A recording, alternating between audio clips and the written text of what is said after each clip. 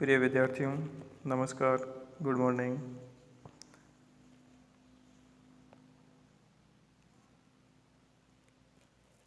क्षितिज भाग 2 के पहले पार्ट में के पहले वीडियो में पार्ट फर्स्ट में अपने हम पंछी उन्मुक्त गगन के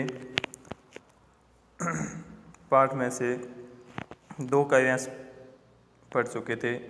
2 काव्यांश की पूरी तरह से व्याख्या कर चुके थे और उनमें से पूछे जाने वाले महत्वपूर्ण प्रश्नों के बारे में भी पढ़ लिया था।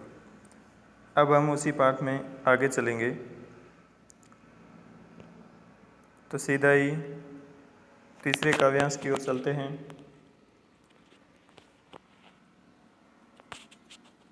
ये स्क्रीन पर आपको जहाँ दिखाई दे रहा है, यहाँ तक हम पहले पढ़ चुके हैं।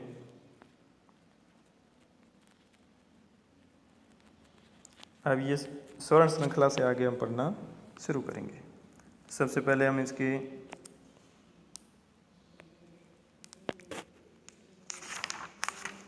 काव्यांश को पढ़ लेते हैं।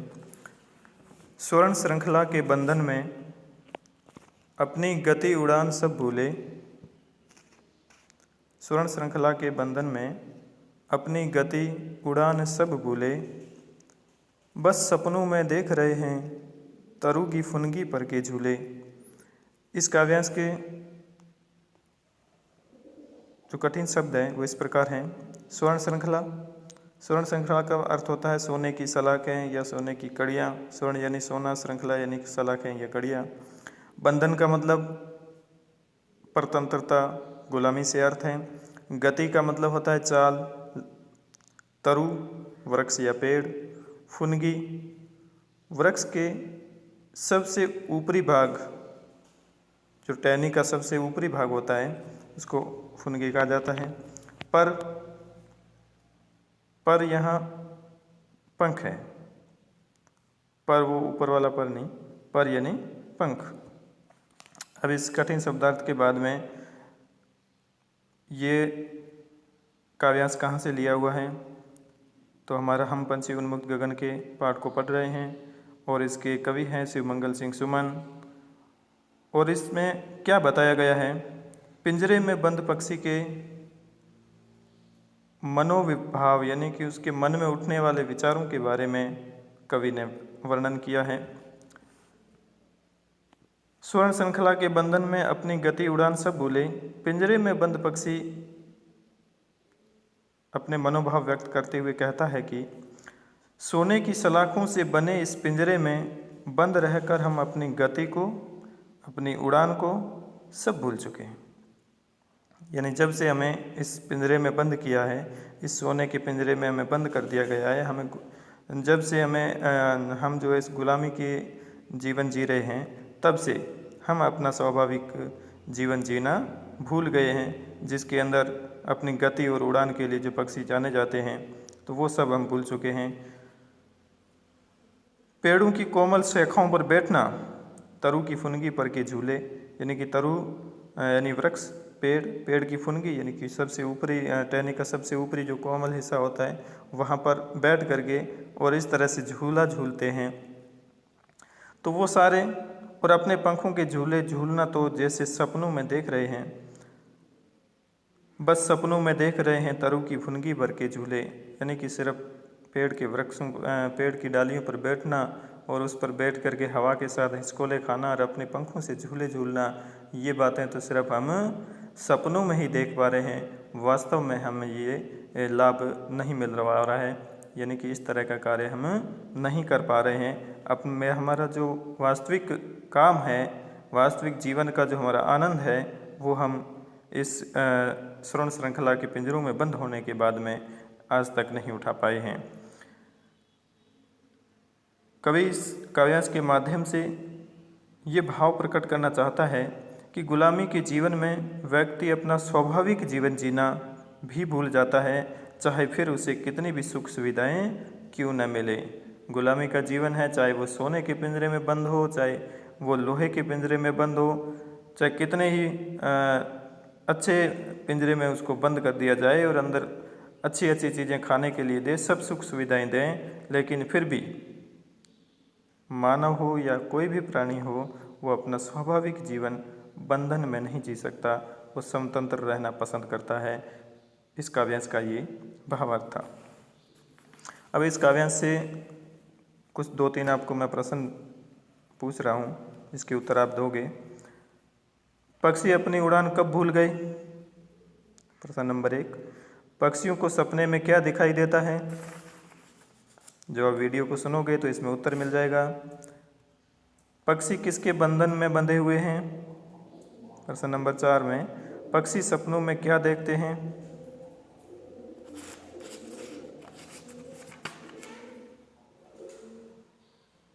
ये प्रश्न रिपीट हो गया है, पहले पूछ लिया मैंने ये प्रश्न, तो इसकी जगह आप दूसरा लिखोगे, पिंजरे में रहकर पक्षी क्यों परेशान हैं? इसके बाद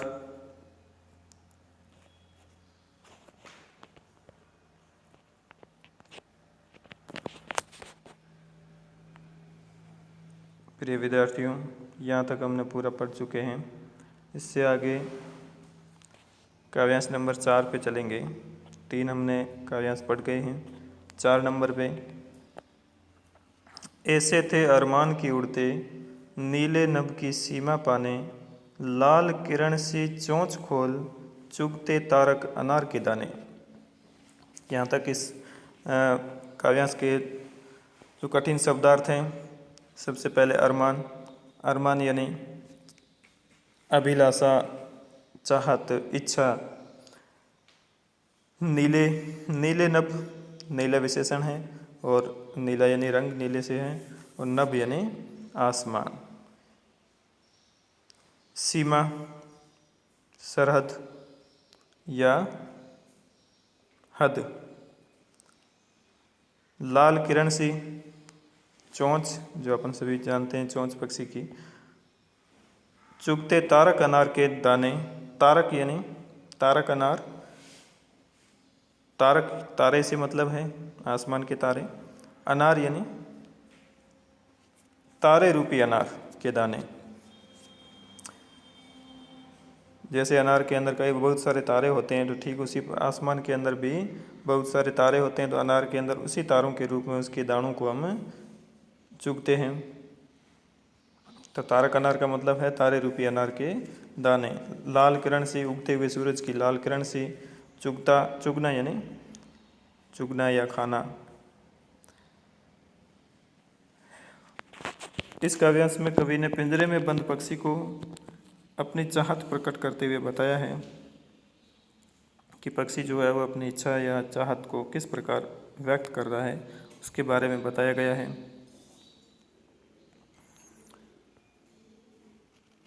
ऐसे थे अरमान की उड़ते, नीले नभ की सीमा पाने।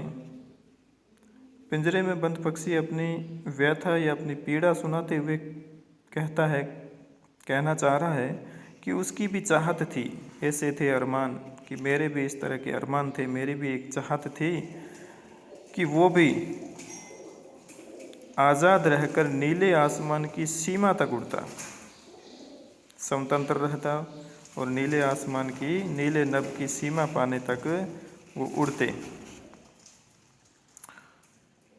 लाल किरण सी चोंच खोल, चुगते तारक अनार के दाने। और सूरज की लाल किरणों जैसी, यहाँ उपमा दी गई है चोंच को, कि सूरज की लाल किरणों जैसी चोंच खोलकर आकाश के तारों रूपी, जिस प्रकार आकाश के अंदर तारे होते हैं, तो पक्षी जो है उनको तारों को चुगने के लिए आसमान की सीमाओं तक जाते, तो ठीक उसी प्रकार पक्षी ये अपनी अभिलाषा व्यक्त कर रहा है कि मैं भी स्वतंत्र उड़ता, दूर दूर तक उड़ करके जाता, और अपने भोजन के रूप में आकाश के तारों के जैसे अनार के दानों को मैं स्वतंत्र रूप से जाकर के चुगता, ग्रहण करता, भोजन करता। ये उस पक्षी, पिंजरे में बंद पक्षी के अरमान जो कवि ने अपनी लेखनी के माध्यम से इस कविता में भरे हैं। और इस काव्यांश के हम प्रश्न के रूप में देखें तो महत्वपूर्ण प्रश्न, जैसे प्रश्न नंबर 1, पक्षी अपनी चाहत क्या बताता है, यानी कि वो अपनी कौन सी इच्छा को व्यक्त कर रहा है। लाल किरण सी चोंच का क्या अर्थ है? अभी हमने वीडियो में देखा या सुना है। प्रश्न नंबर 3, आसमान का रंग कैसा होता है? जो इसको स्पष्ट ही आपको पढ़ते ही इसमें उत्तर मिल जाएगा। नीले नभ की सीमा पाने का क्या अर्थ है? नीले नभ की सीमा पाने, इस पंक्ति का अर्थ बताना है। पक्षी क्या चुगना चाहता है? ये 4-5 प्रश्न मैंने आपको बताए हैं। इसको आप अपने नोटबुक में लिखोगे और मुझ तक वापस उसके आंसर जो है पहुँचाओगे।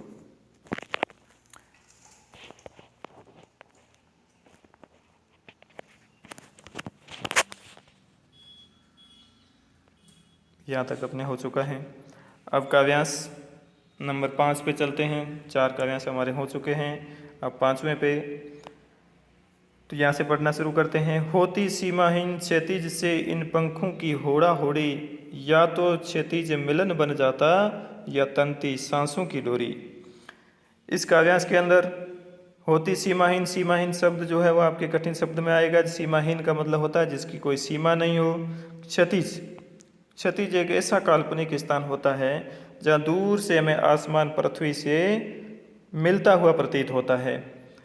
उस स्थान को वास्तविक वो नहीं होता है, कल्पना के रूप में हमें काल्पनिक दिखता है कि वास्तव में आसमान जो है वो झुक करके पृथ्वी को छू रहा है, ऐसा प्रतीत होता है।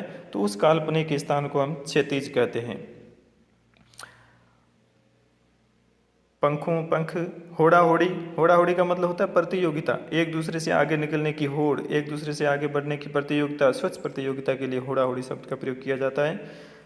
मिलन, मिलना। तंती सांसें, मृत्यु के समय जैसे टूटती हुई सांसें। सांसों का तनना का मतलब शरीर के अंदर से श्वास जब वह अपने अंतिम स्टेज पे होते हैं, जब श्वास जो है शरीर को छोड़ करके जाने वाले होते हैं, तब सांसों का जो लय ताल है वो तनते हुए, जैसे तार को तन करके हम पूरा उसका तार को तानते हैं, तो अंतिम तार टूटने तक, जब टूटने वाली होती है तब उसका तारतम्य जो है, उसकी जो तार को खींचने का वो अलग ही भाव होता है। तो ठीक उसी प्रकार यहाँ तंती सांसों का मतलब मृत्यु के समय जो सांसों की स्थिति होती है उस तरह की स्थिति, यानी टूटती हुई सांसें। यहाँ तक हम पहुँच चुके हैं।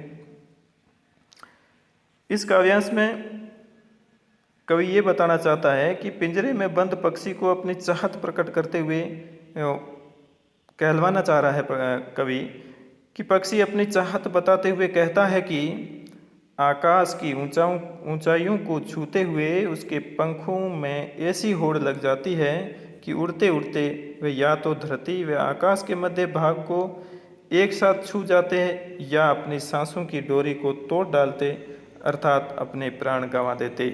पूरे काव्यांश के मैंने एक साथ आपको व्याख्या बता दी। अब हम एक एक पंक्ति की व्याख्या वापिस करता हूँ। होती सीमाहीन क्षैतिज से इन पंखों की होड़ा होड़ी, पक्षी कह रहा है कि अगर मैं स्वतंत्र होता, पिंजरे में बंद पक्षी की इच्छा है कि अगर मैं स्वतंत्र होता, बाहर होता, आज़ाद होता, तो इस मेरे जो ईश्वर ने मुझे ये पंख दिए हैं, इन पंखों से मैं क्षैतिज की, आसमान की और पृथ्वी की सीमाओं को नापता। और सीमाहीन, जिसकी कोई सीमा नहीं, आसमान की कोई सीमा नहीं है, तो वहाँ तक मैं उड़ करके जाता और इन पंखों की आगे से आगे बढ़ने की होड़ मची रहती। तो होता क्या, या तो क्षैतिज मिलन बन जाता या तंती सांसों की डोरी, यानी कि अपने कार्य में मैं इतना तल्लीन हो जाता, उड़ते उड़ते मैं इतना मग्न हो जाता, इतनी मेरे में होड़ा होड़ी पंखों में रहती एक दूसरे के, कि या तो क्षैतिज मिलन बन जाता, या तो आसमान का वो छोर जो वास्तव में नहीं है वो मिल जाता, और या तंती सांसों की डोरी, या तो मेरी सांसों की डोरी ही तन करके टूट जाती, यानी कि मेरी सांसें ही निकल जाती, मैं मृत्यु को प्राप्त हो जाता, या तो मैं उस क्षैतिज को छू लेता। इन दो में से एक कार्य में जरूर करता, यानी कि उसकी मन की जो भावनाएं हैं, पिंजरे में बंद पक्षी जो अंदर बैठा बैठा कुंठित हो रहा है, उसके मन के जो उद्गार क्या होंगे, उसकी क्या इच्छाएं होगी, वो कवि ने यहाँ बताने की कोशिश की है। इन प्रश्नों में इनके इस काव्यांश के प्रश्न जो हम देखेंगे, पक्षी कहाँ तक उड़ना चाहता है, इसमें सीधा सा आप में उत्तर मिल ही जाएगा। जैसे काव्यांश पढ़ोगे व्याख्या तक जाने की आवश्यकता नहीं है, वहीं उत्तर मिल जाएगा। पक्षी अपनी चाहत किसे बताता है, पक्षी की चाहत क्या, इच्छा क्या बताता है, वो अपनी क्षतिज किसे कहते हैं, क्षतिज किसे कहते हैं। प्रश्न नंबर 4, यदि पक्षी क्षतिज तक नहीं पहुंच पाता तो क्या होता। इन प्रश्नों के उत्तर जो आप अपनी नोटबुक में दोगे। अब अपन आगे चलते हैं और ये अंतिम काव्यांश है। इसके छठा भाग मैंने किया है, 6 टुकड़े कर दिए हैं इस काव्यांश के, कविता के। तो ये अलग अलग छोटे छोटे हिस्सों में पढ़ेंगे तो हमें ज्ञान जो स्थायी हो जाएगा और अच्छी तरह से हम समझ सकते हैं। इसीलिए मैंने जो है इसके सभी पदों को अलग अलग करके उनमें से अलग अलग प्रश्न निकाल करके आपको बताए हैं, और इसको आप अच्छी तरह से वीडियो को सुनोगे और इसका अच्छी तरह से आप अध्ययन करोगे, मनन करोगे। चलो अब अंतिम काव्यांश को पढ़ते हैं। नीड़ न दो चाहे टहनी का, नीड़ न दो चाहे टहनी का, आश्रय छिन्न भिन्न कर डालो, लेकिन पंख दिए हैं तो आकुल उड़ान में विघन न डालो, आकुल उड़ान में विघन न डालो। तो सबसे पहले इसके कठिन शब्दार्थ हम देख लेते हैं। नीड़, नीड़ का मतलब होता है घोंसला। टहनी शाखा, पेड़ की शाखाएं। आश्रय, आश्रय का मतलब होता है आसरा या सहारा। छिन्न भिन्न यानी अस्त व्यस्त कर देना।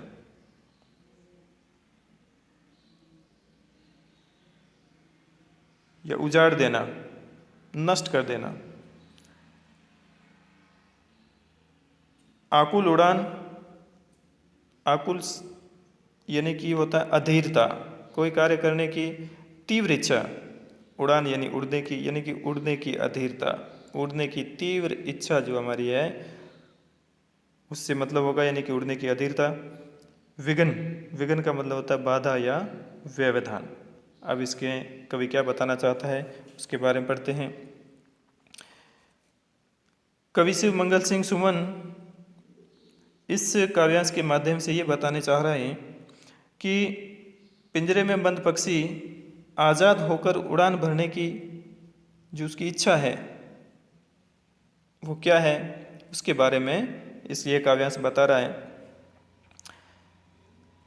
नीड़ न दो चाहे टहनी का, आश्रय छिन्न भिन्न कर डालो। पिंजरे में बंद पक्षी जो है व्यथित होकर के अपनी पीड़ा को व्यक्त करते हुए कह रहा है कि चाहे उसे रहने के लिए घोंसला मत दो, नीड़ न दो, चाहे उसको रहने के लिए घोंसला मत दो, यानी कि उसका घर आप जो है वो उसको मत दो। चाहे उसे पेड़ की टहनी पर भी मत रहने दो, चाहे टहनी का, नीड़ न दो चाहे टहनी का, नीड़ न दो, घोंसला न दो, मुझे घर आप मत बनाने दो, मुझे टहनी पर बैठने ही मत दो, चाहे टहनी का आश्रय भी मुझे मत लेने दो, चाहे तो उसके हर आश्रय को उजाड़ दो, चाहो तो आश्रय छिन्न भिन्न कर डालो।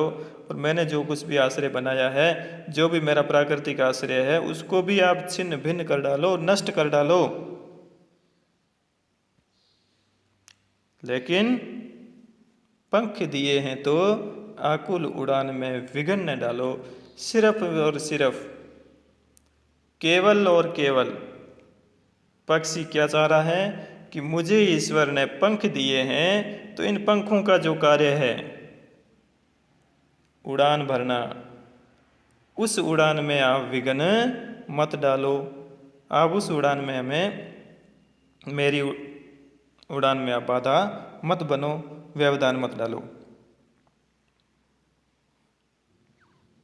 और ये पंख किसने दिए हैं? ईश्वर ने दिए हैं, कुदरत ने दिए हैं, प्रकृति ने उसे पंख दिए हैं। तो उसकी उड़ान में किसी प्रकार की बाधा उत्पन्न आप मत करो। किसको कह रहे हैं? मनुष्य को। यानी कि मनुष्य जो है वो पक्षियों के उनके स्वाभाविक कार्यों से छीन करके उसको बंधक बना लेते हैं और अपनी मनोरंजन के लिए उनके साथ जो कार्य करते हैं, उनके जो पूरे जीवन को नष्ट कर देते हैं, तो उस प्रकार के कार्य न करें। ये शिक्षा जो है इस काव्यांश के अंदर कवि हमें देना चाहता है। यानी कि हमें पक्षियों को हमेशा हमेशा के लिए स्वतंत्र छोड़ देना चाहिए। पिंजरे में कभी किसी पक्षी को हमें नहीं बंद करना चाहिए। अगर पक्षी की जगह अपने आप को ही हम स्थापित करके सोचें तो कल्पना करें कि हम भी कितने परतंत्र हो जाएंगे, हमारी भी इच्छाएं कितनी दब करके रह जाएगी, हम भी अपने जीवन का आनंद जो है वो नहीं ले पाएंगे। तो पक्षी जो बोल नहीं सकते, जो अपनी भाषाओं को हमारे तक नहीं पहुंचा सकते, उन पक्षियों को जो हमारा बिल्कुल भी नुकसान नहीं करते, तो उनको हम इस तरह से पिंजरे में बंद करें, ये कदापि उचित नहीं है।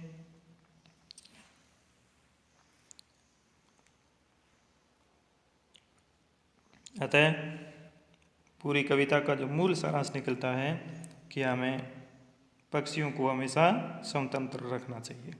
तो ये थी पूरी कविता।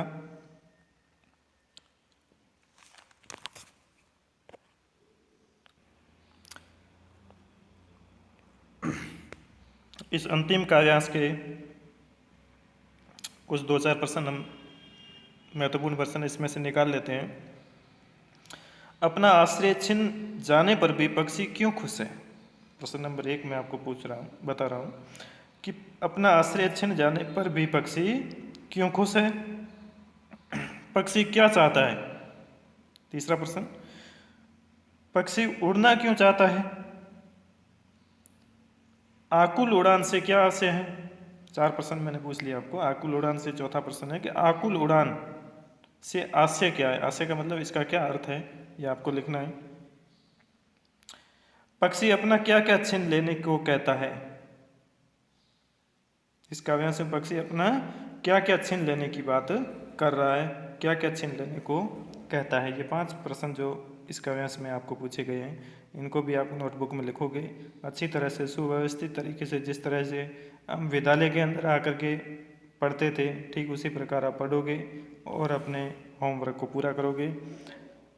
अगले और इस पाठ के अंतिम वीडियो में हम इसके प्रश्न उत्तर जो है उनको हल करेंगे और अपनी शंकाओं का समाधान करेंगे। तो सभी बच्चों को धन्यवाद। अच्छी तरह से आपने इस वीडियो को सुना होगा, समझा होगा और अपने पढ़ाई को जारी रखा होगा। इसी आशा के साथ सभी को धन्यवाद।